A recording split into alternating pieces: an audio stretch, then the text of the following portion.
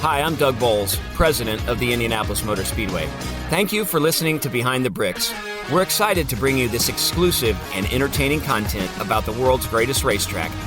Keep listening, and I hope you enjoy this episode.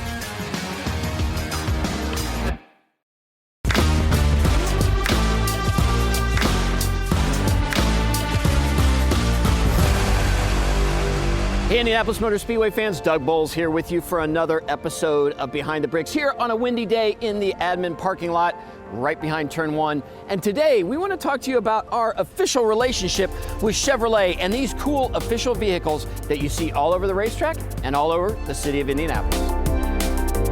So I'm now on the north end of the facility where turns 3 and 4 are behind me. We started at Turn 1, and I'm here with IMS Senior Director of Event Operations, Dan Skyver. Dan is responsible for all of our fleet here, making sure that our relationship with Chevrolet is seamless, all those cool cars you see, and we're standing next to the Chevrolet Silverado EV. This is the newest in the fleet. These are awesome. They are.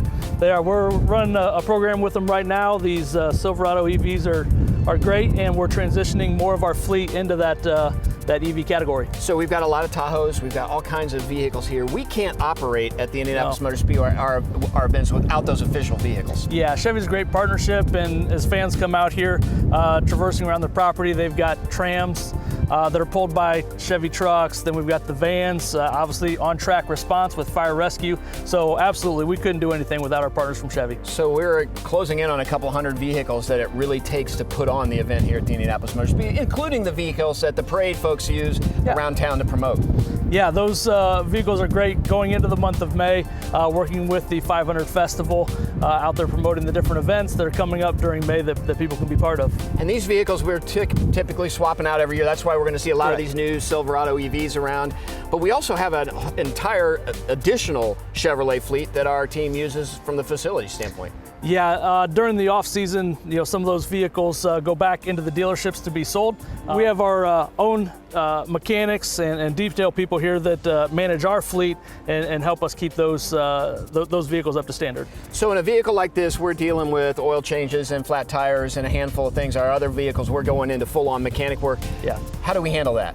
So our first step is always to Mark and the team, have them take a look at it, and if not, we're going to put that up to Penske Chevrolet and work with Toby and his team to get that back on the road. So we do that right here on property. Can we go check things out with Mark? Absolutely, let's go. Let's go.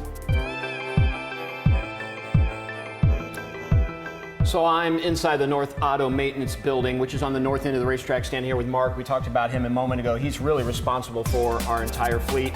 In fact, we caught him in the middle of taking some lights off the vehicles. That's one of the things that Dan and I didn't talk about, but when we get some of these vehicles from Chevrolet, they're used on the track, safety, rescue, so you have to light them so that they're safe on the racetrack.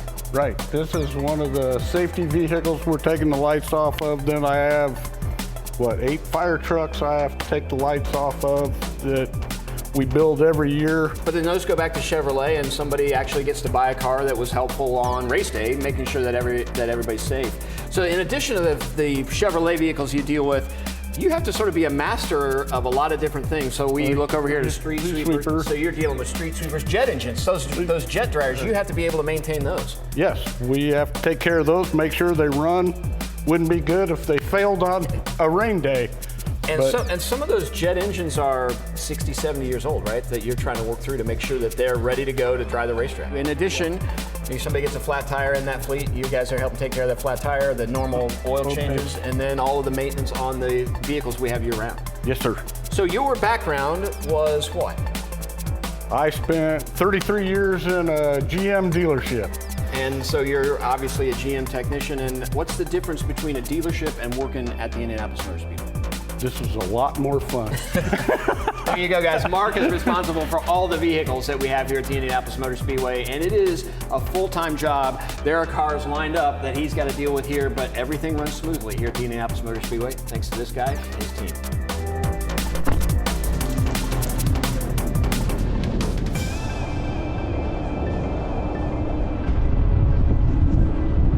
So I just took a cool trip in the Chevrolet Silverado EV, that new truck that you're going to begin to see on the roads and certainly see here at the Indianapolis Motor Speedway, from the north end of the track right down here to the south end of the track in front of the museum, where we honor that relationship we've had with Chevrolet since the very first Indianapolis 500, when the Chevrolet brothers actually competed here. Louis Chevrolet, Gaston Chevrolet winning in 1920.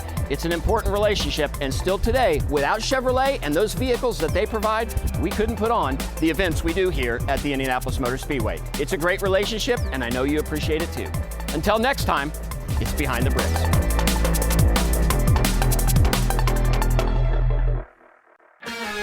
Thank you, fans, for listening to this episode of Behind the Bricks.